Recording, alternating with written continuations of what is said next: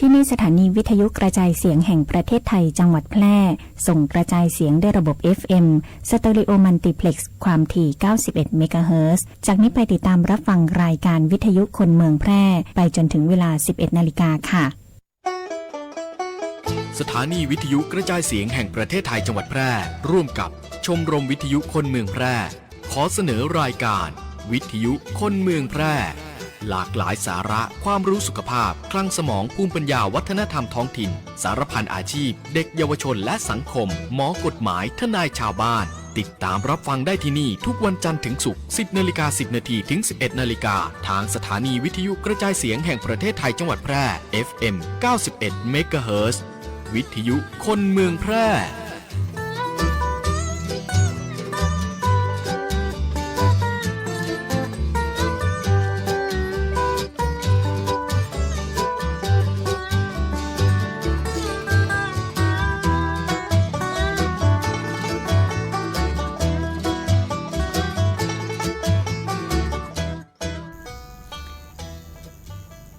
กราบสวัสดีท่านผู้ฟังที่เคารพรักทุกท่าน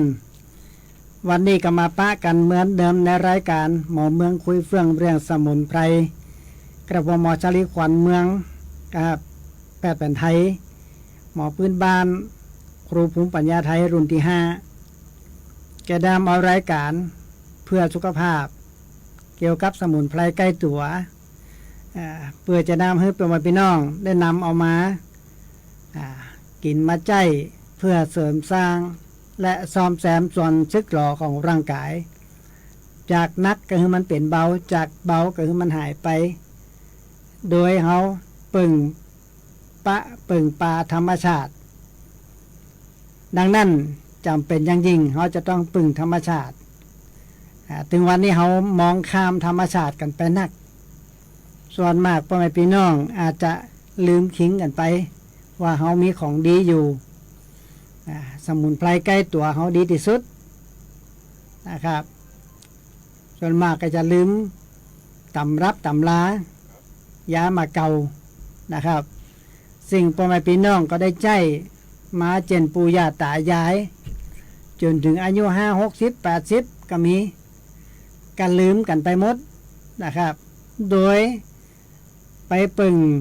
ทางแผนปัจจุบันมันก็เลยเกิดให้โรคภัยไข้เจ็บเขากลายเป็นคนดื้อยาไปอย่างนะครับเลยกินยาต่างเข้าโมโหจักหอมจักหายสักเตือยาหูร่างกายเสื่อมโทรมยาภูมิคุ้มกันปกพร่องนะครับกลัวจะเข้าตีเข้าตางมันก็สายเกินไปดังนั้นรายการนี้เป็นกระบอกเสียงเพื่อพ่อแม่พี่น้องได้หันมาตระหนักถึงสิ่งที่มันอยู่ในธรรมชาติของเขาอย่างน้อยเขาก็เอามาให้มันใกล้ใจเกิดประโยชน์นะครับสิ่งรายการนี้กระเผยแพร่ไปทั้งทั่วประเทศนะครับทั้งนี้ทั้งนั้นก็ขอขอบคุณทั้งพี่น้องทั้งเชียงใหม่นะครับขอบคุณพี่น้องทั้งสีชัชนาไรนะครับเปิดได้โทรเข้ามาว่าฟังรายการนี้ดีมากก็ขอขอบคุณนะครับที่ฟังแล้วเอาไปใจให้เกิดประโยชน์ซึ่งรายการจีนี่มันส่วนมากจะบอกใครมีถึงนี้กับบละเอียดนะครับสิ่งที่ผมได้นำมาให้พ่อแม่พี่น้องได้ผู้รับทราบล้วนจะเป็นสมุนไพรใกล้ตัวที่มีประโยชน์และมีคุณภาพบ่อนน้อยนะครับมีสรรพคุณนักยิ่งกว่ายาแผนปัจจุบันนะครับนักก็คือมันเป็นเบาๆก็คือมันหายไปนะครับสมุนไพรวันนี้จะได้นำเสนอถึง2 อย่างนะครับก่อนที่เขาจะไปอู้ถึงเรื่องสมุนไพร2 อย่างนี้นะครับก็ต้องเตรียมตัวแล้วครับช่วงนี้น้ำก็จะมาฝนกระตกหน้าฟ้าหน้าฝนเฮ็ดก็ออกนะครับบางทีก็หามส่งโรงพยาบาลตะวาเนี่ยฟังแล้วมันน่าตกใจนะครับ หลายคู่หลายคนต้องหามส่งโรงพยาบาลไปกินเฮ็ดซึ่งหน้าฟ้าหน้าฝนนี่เฮ็ดเนี่ยก็คือการบ่ได้เตรียมตัวนะครับ ผมก็ว่าอยู่ประจำว่าจะต้องเตรียมเตรียมสมุนไพรไว้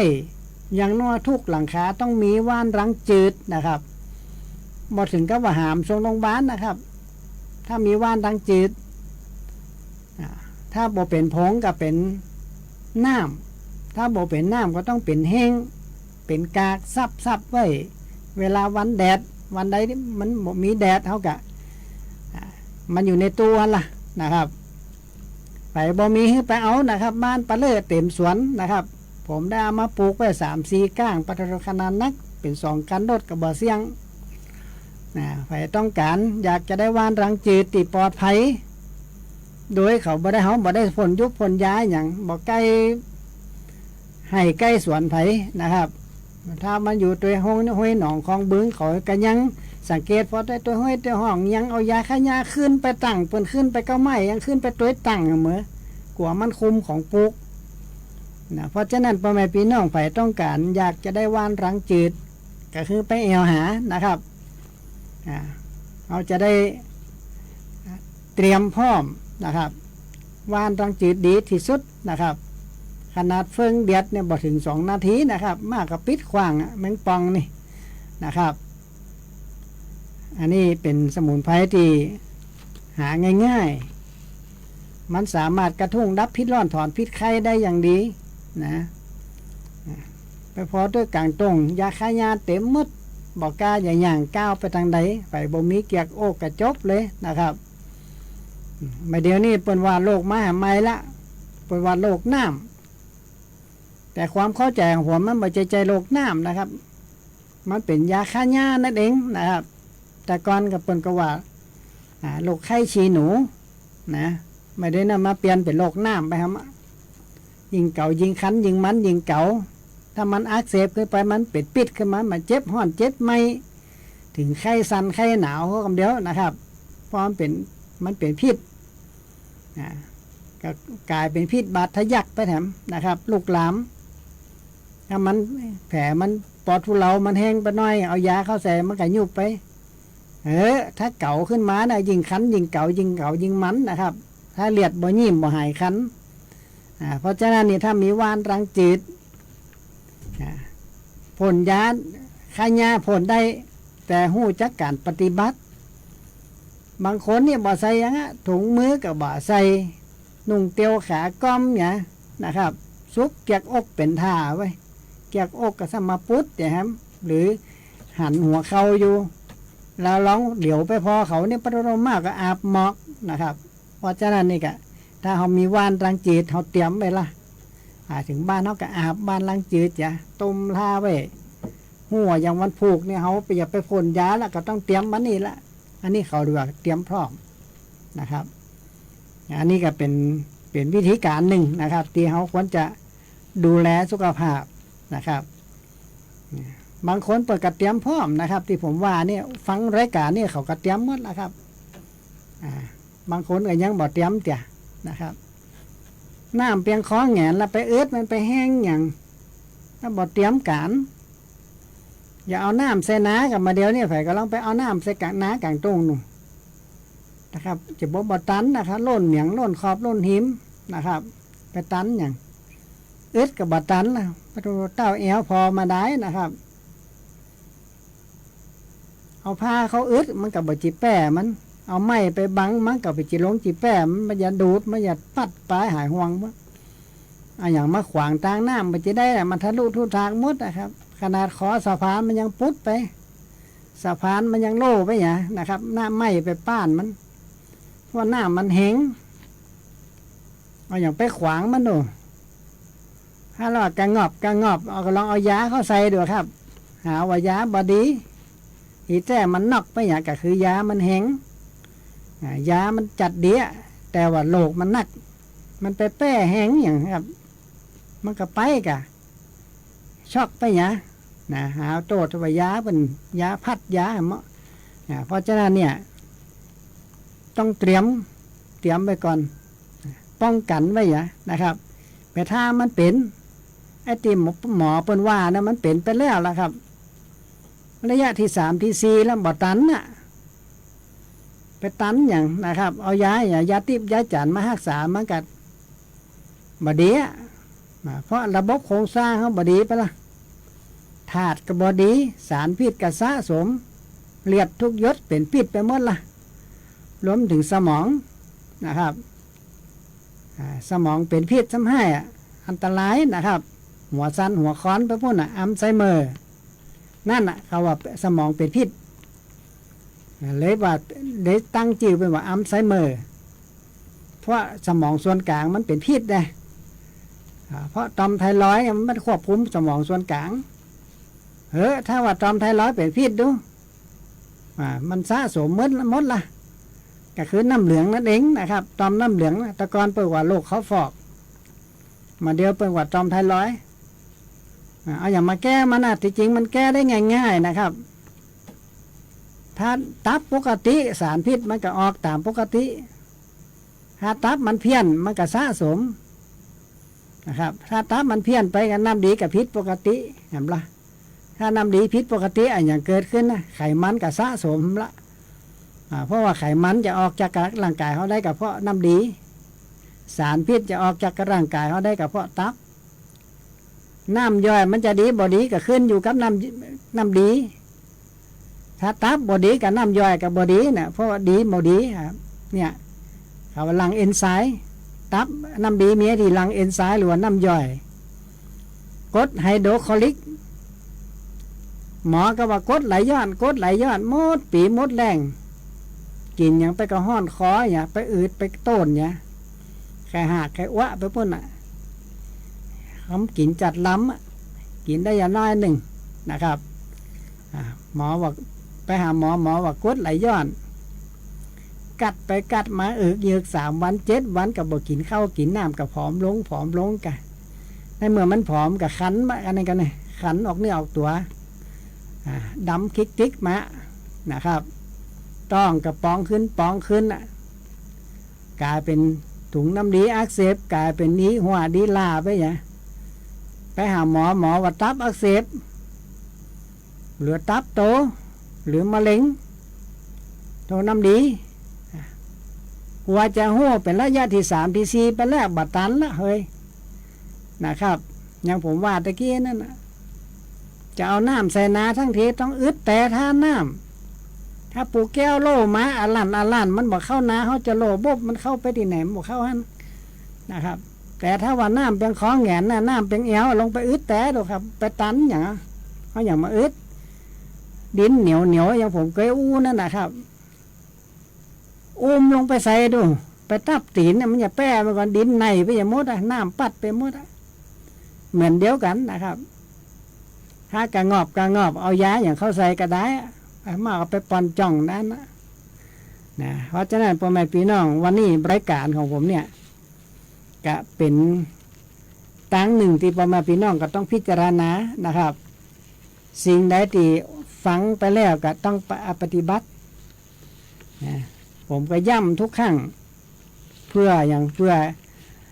เป็นห่วงพ่อแม่พี่น้องนะครับบางคนก็เอามาใจที่หมอว่าในเกลือเอามาใจแล้วมันบ่ได้ผลกับมันไปได้อย่างเพราะเขาบังคับสารพิษออกจากร่างกาย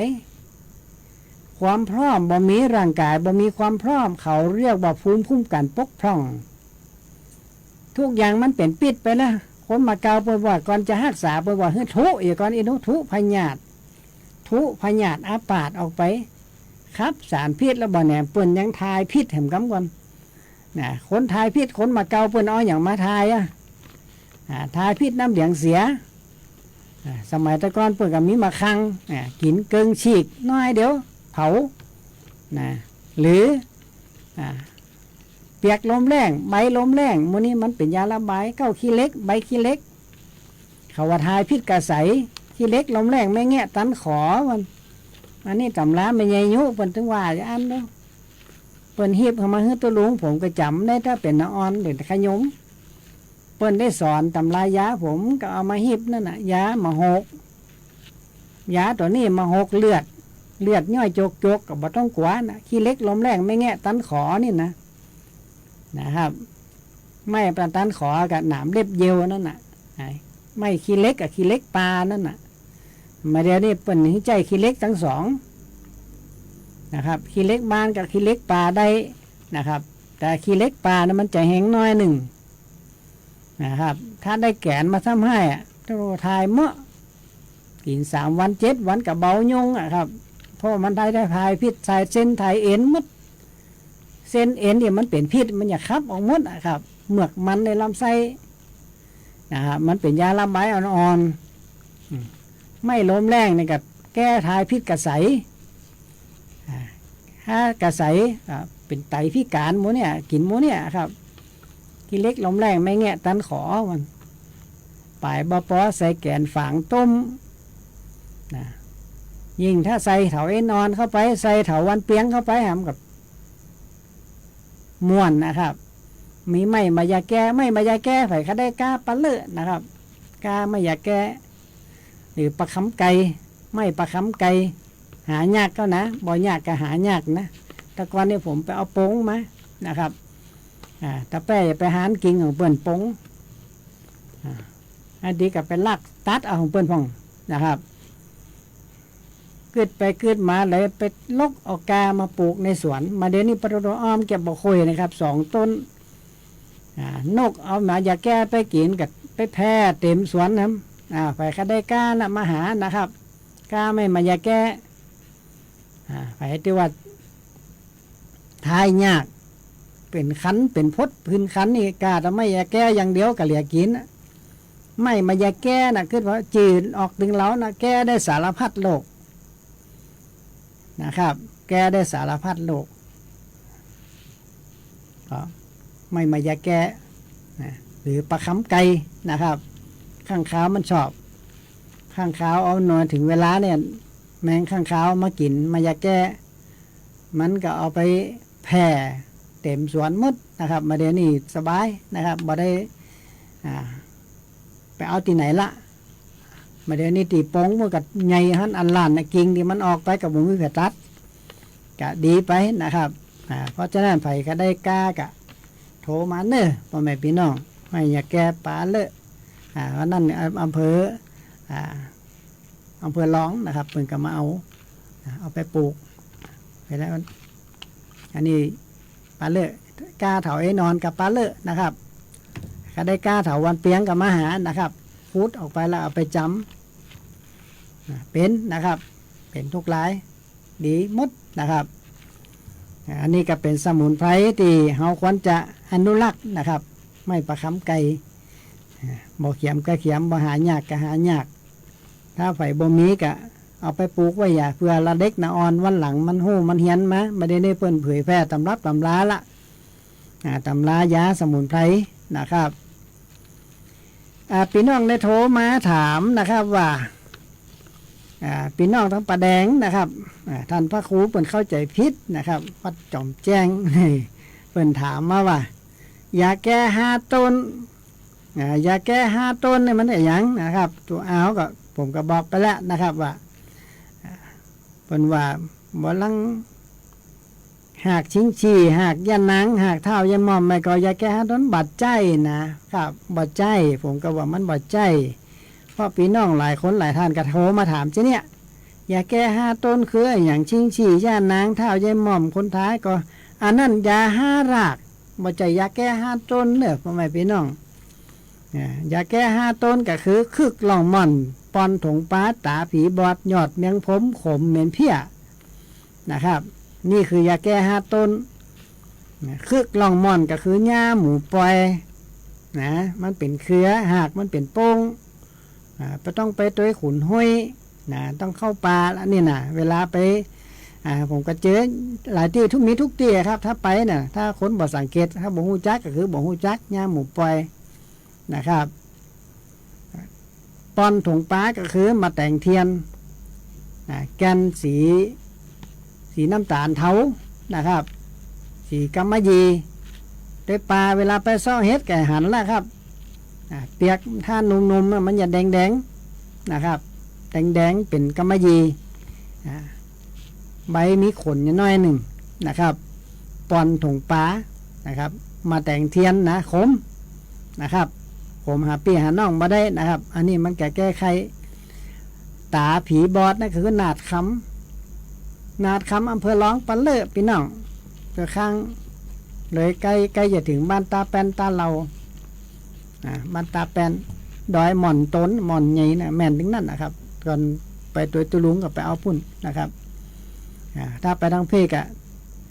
ไปตีเลดานะครับเหนือสวนปลาก็ยังมีอยู่นะครับเอามาปลูกไปนะครับได้หากมากระจำดีนะนาดคำตาปีบอดเนื้อยอดเมืองพรหมนะครับ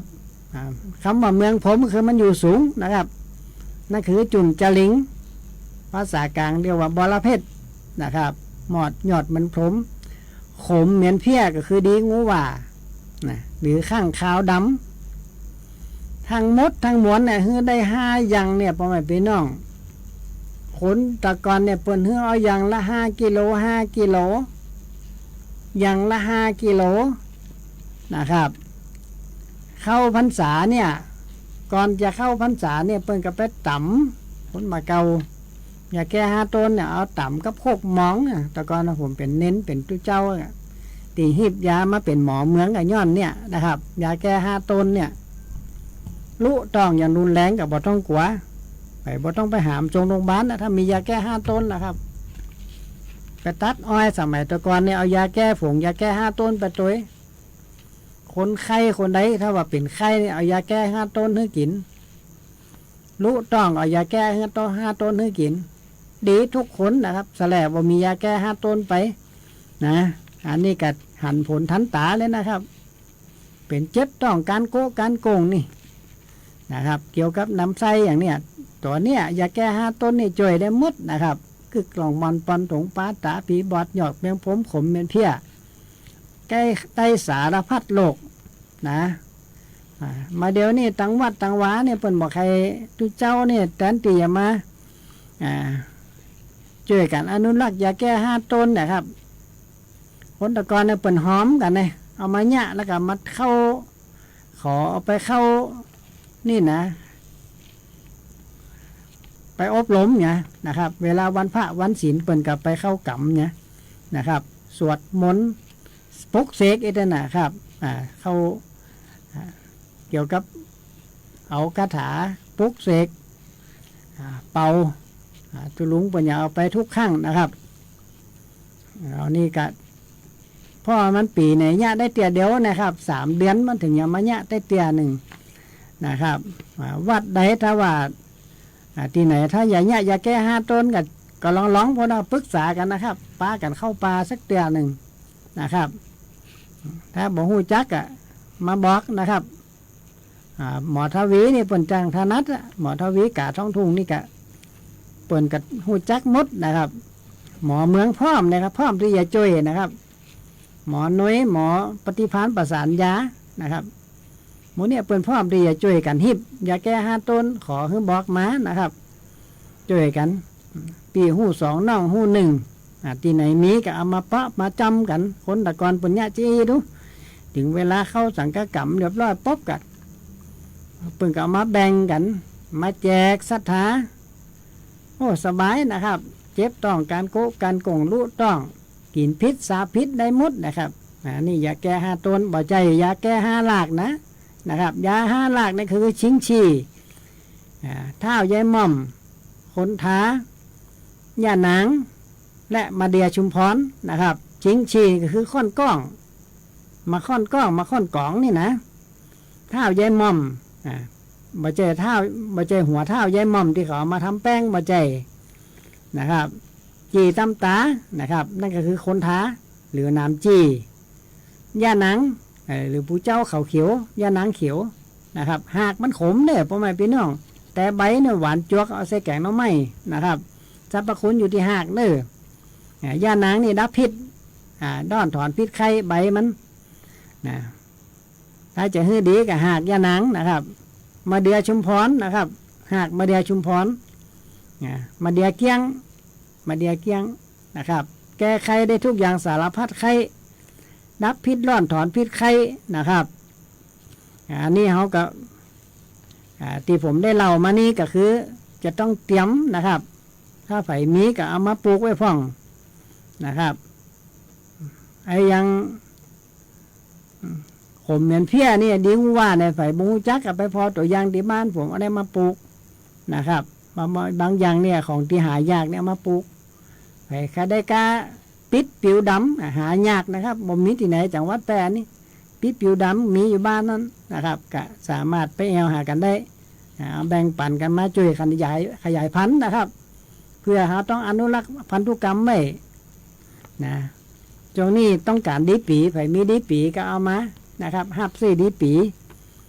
มันมีน้อยกับบ่เป็นยังนะครับบ่ถึงกิโลเกินกิโล3 ขีด 4 ขีดมาแอวหากันไปแอวหาหมอชะเลนน่ะก็ได้เอาไปแลกยาธาตุนะครับมันแลกกันที่นะครับบ่ต้องไปซื้อไปขายกันก็ได้เอาแลก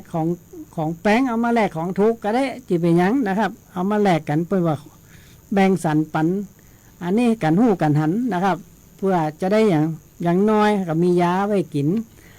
เพื่อสุขภาพพ่อแม่พี่น้องบ่มีสตังค์ก็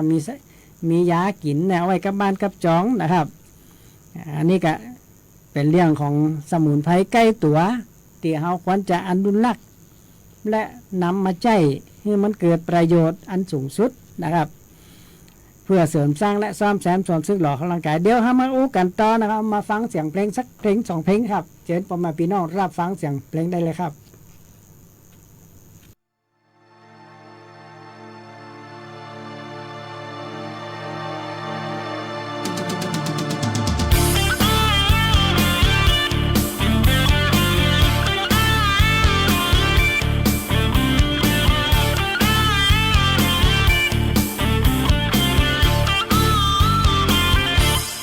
รวมพลังแผ่นดินอาจจะสิ้นเรื่องยาเสพติดสังคมมันวิปริตยาเสพติดมันบ่อนทำลายยาบ้ายามายาอีมีอยู่ทุกที่ตึงเสพตึงขายหมู่เฮาจงมารวมใจขจัดมันไปให้สิ้นแผ่นดิน คิงเมาอย่าง เมาเหล้านะแล้วคิงเมาอย่าง เมายาบ้า โอ้ยาบ้านี่มันบดีกินนะบดีนะมอย บดีจะได้ โอ้ก็วันนั้นน่ะอาหารกับตาเลยอ่ะแล้วอ้อนข้างบ้านน่ะมันได้กินยาบ้ามันกำลังจะกินอ่ะแม่มันมาพอดีมันกลัวแม่มันหันใจอ่ะมันก็เลยเอาไปซ่อนไว้ที่ตีนแจขาบ้านมันน่ะสักกำเดียวเฮ้ยว่าเสียงดังก็ล่มพุ่มพุ่มมาล่มพุ่มพ่ามอ่ะ พ่อกับแม่มันตีกันกัน โอ้พ่อกับแม่ไม่ไปตีอย่างบนหลังคาบุก แล้วมาอย่างอ่ะ ก็จะกิมนะกะจะกิมมันลากกินยาบ้าที่ไอ้น้องนาวซ่อนไว้ตีนแจคานั่นน่ะมันเมาไอ้วะช่วยหางดักเอาหางฟาดหลังคาบ่มอ่ะจับตกตัวเป็นตัวประกันคิดว่าโอ้ มาขนาดนั้นเลยกับยาบ้าเนี่ย เออ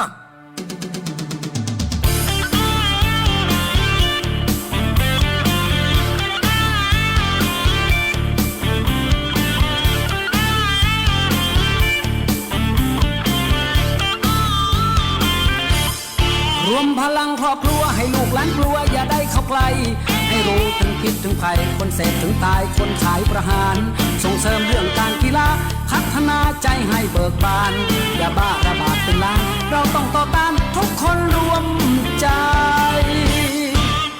ที่ได้เชิญหมู่เฮามาประชุมกันวันนี้ ก็เพื่อที่จะมาช่วยกันระดมมันสมองมาช่วยกันแก้ปัญหายาบ้าเพราะมันระบาดนักขนาดใครมีความคิดเห็นเป็นจะได้พ่อง ได้ยินเปิ้นว่าจะผลิตยาบ้าปลอม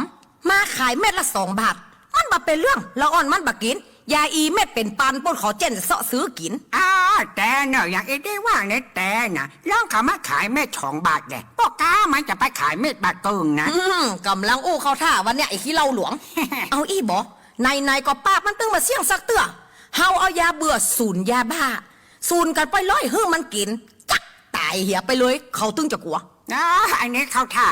อันนี้ขอยกมือสนับสนุน เนี่ เนาะ ยถ้าแปลงศูนย์ยาเบื่อได้เต้นะขอสักเม็ดเด้อ จะเอาไปยาใด จะเอายัดปากปูนี้สักเม็ดนะเมาเหล้าละปากย่อย ยักก็ได้หรอ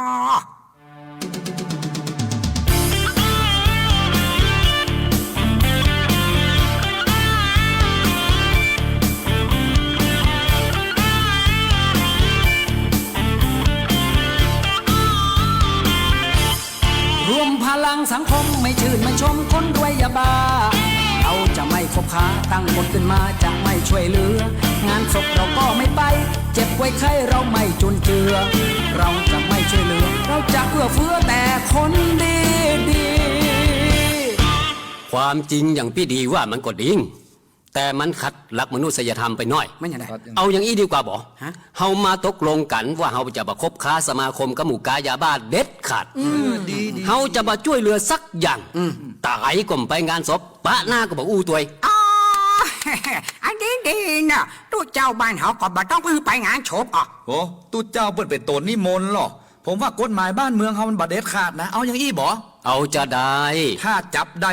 เคมันกินเลย ถ้ายับได้1 เม็ด กิน1 เม็ด ถ้ายับได้10 เม็ด กิน10 เม็ด 100 เม็ด ก็กิน100 เม็ด 100,000 เม็ด อีกระตายอะกะ ก็ตายนะกะ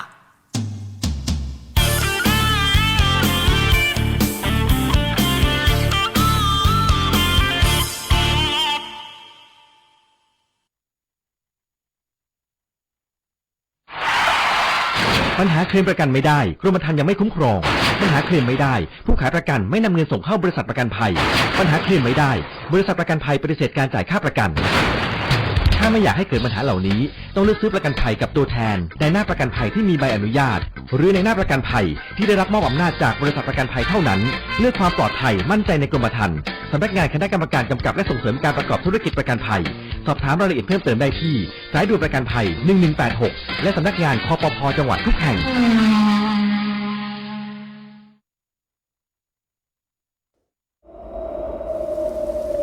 จากสภาพอากาศที่แปรปรวนทำให้เกิดภัยพิบัติต่างๆทางธรรมชาติเพื่อเตรียมความพร้อมรับมือกับสถานการณ์ที่อาจจะเกิดขึ้นประชาชนควรเฝ้าระวังติดตามข้อมูลข่าวสารจากหน่วยงานภาครัฐที่เชื่อถือได้ดูแลตนเองและบุคคลในครอบครัวต้องการความช่วยเหลือด่วนแจ้งเหตุมาที่กองอำนวยการป้องกันและบรรเทาสาธารณภัยจังหวัดแพร่โทร 054-533-680 หรือสายด่วนปพ 1784ส่วนราชการที่เกี่ยวข้องอำเภอองค์กรปกครองส่วนท้องถิ่นในจังหวัดแพร่พร้อมเข้าให้การช่วยเหลือทันทีปรารถนาดีจากผู้ว่าราชการจังหวัดแพร่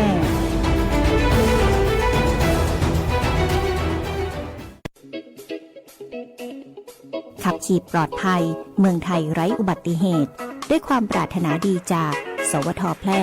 FM 91 เมกะเฮิรตซ์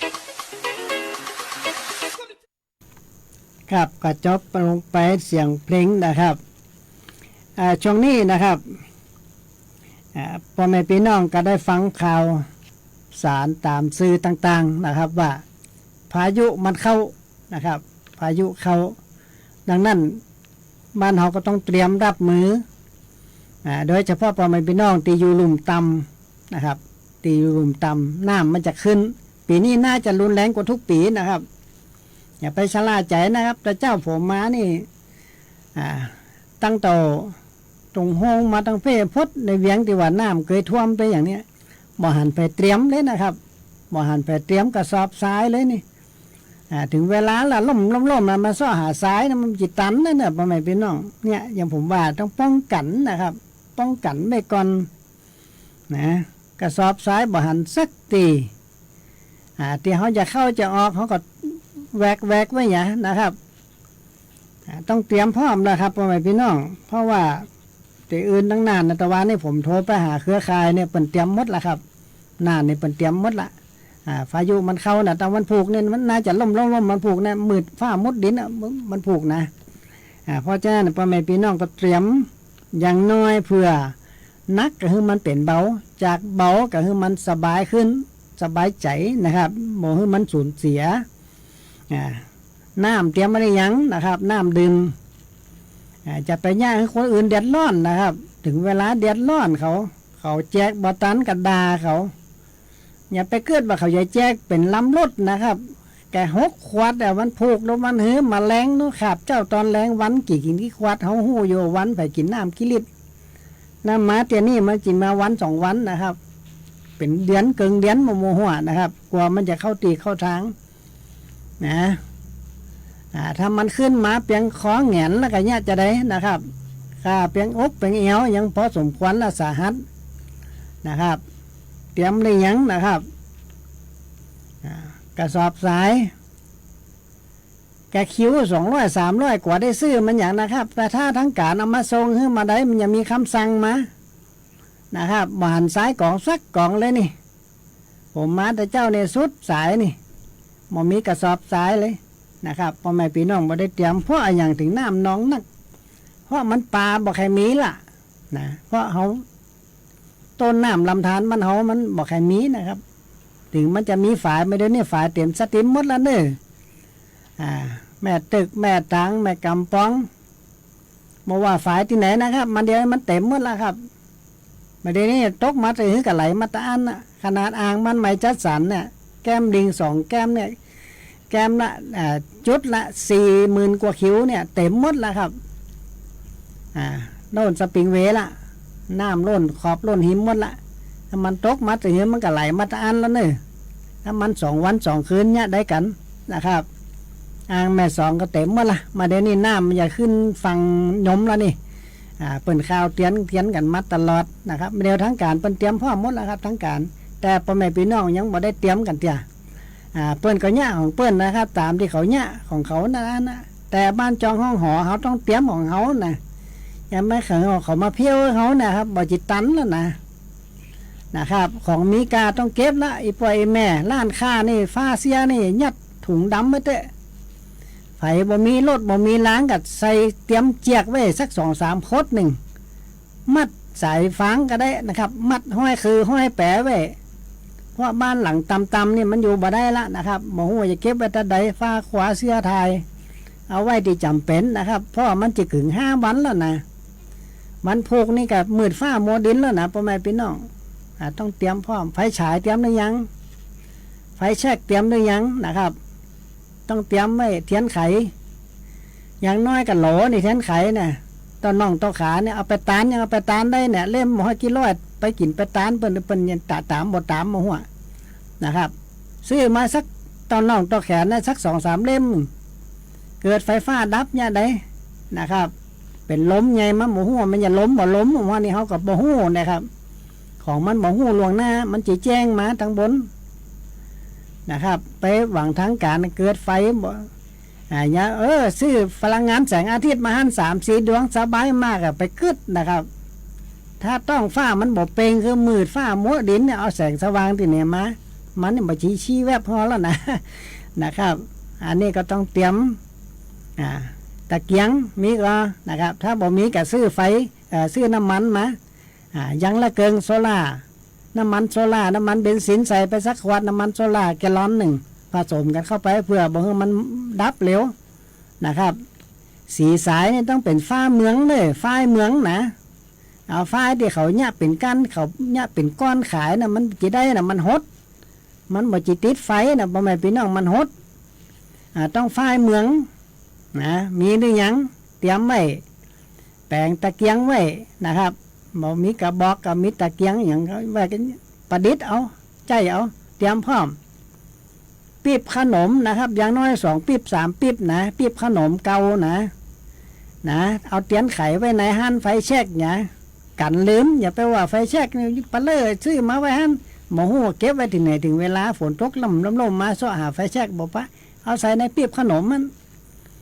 ปิดฝาไว้อย่าเอาตะเคียนไขไว้สัก2-3 เล่มหนึ่งเกิดฝนล้มเป็นฝนเป็นลมมาไฟฟ้าดับเอาอย่างมันตามอันนี้เตรียมไว้นะครับผมยังเตรียมนะครับผมเตรียมไม่มืดบ่ให้เดือดร้อนนะครับน้ำผมก็บ่เดือดร้อนนะครับน้ำบ่ได้ซื้อกินนะครับผมกินน้ำฝนนะครับน้ำฝนเอาไปตรวจเรียบร้อยนะครับ 99.9% เลยบ่กินน้ำขวดนะครับเพราะน้ำขวดตกตะกอนไป2 นิ้วผมก็เลยบ่กินต้าวันนี้นะครับสุขภาพก็เลยดีนะครับไปบ่ต้องกลัวไปหยังกินน้ำธรรมชาติปล่อยมันตกสักบึดคอยตวงตวงน้ำฝนมีอย่างไว้บ้าน2 จั่นอย่างน้อย200 ลิตรอยู่จั่น2นะพ่อแม่พี่น้องไผบ่มีจั่น2มีจั่นเดียวก็ใส่แกลลอนไว้อย่างมัดห้อยกระม่วงก็ฝังไว้อันนี้มันช่วยเขาได้นะครับไปว่าบ้ากระจำมันมัดห้อยไว้ถ้าบ่ห้อยเดี๋ยวก็อย่าไหลน้ำไปหาหม้อถัง200 ลิตรมีอย่างก็เก็บเข้าไปเตะแกร้อนขาวแกร้อนน้ำเกลือที่เขาข ขายเป็นปุกนะให้กับเจียกห้อยไว้อย่ามัดติดก็ไม่ไว้ติดตรงติดคือติดแหวงก็แล้วแต่นะครับถึงเวลาเขาแจก6 ขวดแล้วเนอะพ่อแม่พี่น้องยังกูปีนั่นนะครับเปิ้นแจกจ้ากระดาเปิ้นแต่ตะแป้ตะปั้นนะครับมันจีเฮาคนเดียวนะทุกยอมญานะครับมันจะมีตีเดียวที่เขายังมาช่วยทางการมันจะเหมือนวัดเป็นจัดงานเป็นบริจาคกันเต็มนั่นแต่งานนี่มันเป็นจีงานของวัดมันเป็นงานส่วนตัวนะครับไผ่บ่ป้องกันบ่เตรียมพร้อมกันเหียเป๋กะละมังถังแตกต้องเตรียมนะครับบ่มีเหียกับมีเป๋ใหญ่นะไอ้เป๋ที่เขาเอามาถังที่เขาเอามาก้นปูนก็ได้ซื้อสักกัน400-500ซื้อไปเตอะเพื่อจะได้ลอยน้ำไปหั่นไปนี่นะรถไปบอไปไว้อย่าไปวาดตีจ้อยปะเลื่อถนนเต็มไปวาดนะครับมันไปจีรถเฮากันเดี๋ยวอย่าไปไว้ที่ไหนเอาไปไว้สนามบินบุกไก่อย่าไปบนเมฆกับกี้กันมันจะเป็นปันกันเอาที่ไว้ที่ไหนมันใจ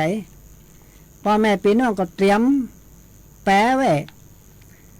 ต่อแอสซาลอน4 เส้นนะครับปิดหัวปิดใต้อย่าเอา4 นิ้ว5 นิ้วนะใหญ่ๆน้อย4 นิ้วสอดเขาต้องโลดทันใต้หลังกลางหน้าถัง200 ลิตร4 กันปิดฝาให้แน่นเจียกไนลอนเจียกอย่างก็แล้วแต่ฟังอย่างแล้วเตรียมไว้ลวดอย่างเขามัด4 กันมันบ่ลอยไปที่ไหนนะครับของมีกาเก็บไว้ในรถบ้าน2 จันกับแปลงตีนอนได้แล้วนะครับอันนี้ไปนอนที่ไหนพุ่นนะครับวัดโรงเรียนพุ่นน่ะ2 จันที่เขาสูงโรงแรมก็เต็มไปนอนที่ไหนมาจิบตันนะพ่อแม่พี่น้องบ่เตรียมกันจิมีแต่มาช่วยเฮาตันนะครับสมัยแต่ก่อนอาจารย์ปีนี้5ปีที่ผ่านมาเนี่ยครับท่านอาจารย์อารุณที่จัดรายการด้วยกันเนี่ยผมว่าได้3 วันนะครับเพิ่นว่ามันจิท่วมไม่มีอย่างนะครับแจ่หน้ามดขืนนะตั้งแต่6 โมงมาแรงถึง6 โมงมาเจ้าคือพอได้ล่มไปกับมรณะไปเนี่ยถ้าหมออ่านกับมาจัดรายการด้วยกันนะครับผมก็เป็นห่วงท่านปรากฏว่าได้เตรียมพร้อมนะครับเนี่ยว่าได้3 วันเพราะฉะนั้นพ่อแม่พี่น้องก่อนตีหน้ามันจะมาถึงบ้านเฮาเนี่ยตอนนี้เขาประกาศเตือนมาแล้วนะเจียงม่วนนะครับมันผูกนี่ขนาดนักเลยนะครับพะเยาถ้ามันตกเจียงม่วนถ้าน้ำท้องเจียงม่วนมันพดบ้านเฮานะครับตอนนี้น้ำเนี่ยแม่คำมีเนี่ยมาเดียวนี่เต็มปงหมดแล้วครับทุกปีบ่เคยน้องนะครับมาเดียวเพราะน้ำอ่างน้ำฝายมันเต็มหมดเลยมีแต่หิกระซะล่างลงหมดนะครับดังนั้นไผเป็นให้เป็นสวนช่วยกันอนุรักษ์ปลูกก็ไม่ไปพ่องอย่างน้อย20%นะครับกลางให้กลางครอบให้ความสวนเพราะเขาไปไล่ปั๊มอย่างหมดละกว่ามันคุมเขาปวดแล้วพอน้ำยมน้ำแม่คำมีน้ำอย่างกระจ่างนะครับมันคุนบ่หายนี่ครับฝนเอี้ยนแต่ก่อนเนี่ยฝนเอี้ยน3-4 วันมันก็ใสละมาเดี๋ยวนี้มันแดงหมดมันเนี่ยตื่นเขินนะครับตะกอนลงมาจิตะกอนธรรมดานะครับพ่อแม่พี่น้องน้ำยมน้ำอย่างน้ำเหมียงที่ขึ้นมาผ่านบ้านเฮาเนี่ยนะมันเป็นพิษถึงนั่นนะครับยาฆ่าหญ้าเต็มให้เต็มสวนเต็มบ้านเต็มเมืองไหลมาเปาะกันนะครับเนี่ยเขาถึงว่าเป็นโรคน้ำกับมันมาจากน้ำยาฆ่าหญ้ายารักษาโรคเตรียมหรือยังนะครับอย่างผมว่าเนี่ยรังจืดต้องเตรียมไว้ล้างหน้าเอาไว้ล้างมือล้างตีนล้างเท้านะครับล้างพักก็จะแปลงขึ้นเนอะนะครับอาหารการกินเตรียมหรือยังนะครับของแห้งนะไม่ว่าจะเป็นปลาแห้งปลาทูเก็มเอาไว้เลยนะครับ2 กิโลบ่พิษนะครับมันมีอย่างกินกันนั่นน่ะปลาทูจ้ำผลิตปลากระป๋องปลาแห้งนะหมูเนี่ยต้องเตรียมไว้นะครับของแพงของมัน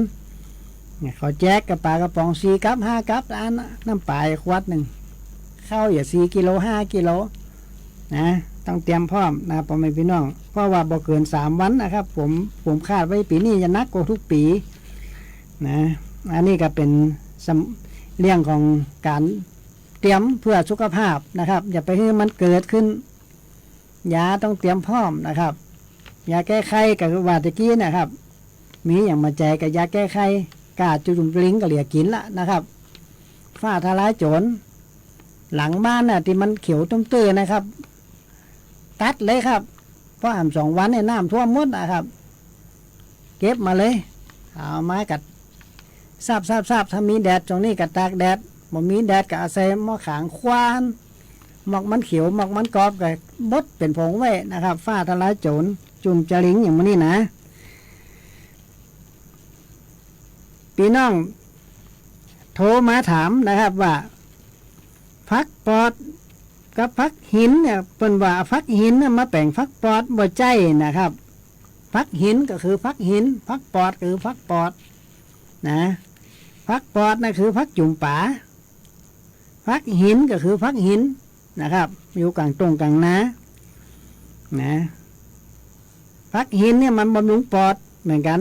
แก้ปอดลอยแก้ตับสุดมั่มพิการบำรุงน้ำดีนะครับสำหรับพักปอดกับพักจุ่มป่านี่กับบำรุงปอดเหมือนกันแก้น้ำดีคนนะครับแก้ไข้เพื่อดีอย่าไปเฮือดีมันค้นนะครับถ้าดีค้นนะเขาว่านิ้วในถุงน้ำดีนะไอ้ปล่อยแม่เอ๋ยคำว่าดีค้นกินน้ำนักๆเพราะฉะนั้นคนธาตุไฟต้องกินของขมเปิ้นกำหนดอาหารมาติตามธาตุคนธันวามกรากุมภามีนาเมษาต้องกินขมทุกอย่างที่ขวางหน้าถ้าคนใดหันขมน้อยขมคล้ายขวางเนี่ยลอกแรกหัวม้วนจ่อยอย่างบ่ได้นะครับกำไปกำมัน อันนี้ก็บอกละนะสำหรับคนถาดลมก็คือเพชรร้อนพฤษภามิถุนากรกฎาสิงหาอันนั้นกินรสเพชรร้อนขิงคาตะไคร่หอมไปพุ่นกะเพราพุ่นนะครับของที่มันเพชรร้อนอย่าไปเพชรจัดนะผมไม่ได้บอกว่ากินเพชรจัดคือเพชรร้อนนะครับอันนี้ก็กินอาหารตามธาตุเตรียมไว้นะครับของขมพักจุ่มปลานี่ขมไกลๆขมน้อยๆนะเอาไว้เผื่อจะบอกนุ่งน้ำดีถ้าน้ำดีบ่ดีอย่างผมว่าไปตะกี้นั่นนะครับมันไปหมดนะครับเดี๋ยววันนี้เวลาหมดนะครับโอกาสหน้าปะกันใหม่นะครับไปต้องการอยากจะทราบรายละเอียดโทรมานะครับ0861966354วันนี้หมอชลีขวัญเมืองลาจากพ่อแม่พี่น้องไปก่อนสวัสดีครับหน่วยงานและโครงการเข้ารับรางวัลค่าของแผ่นดิน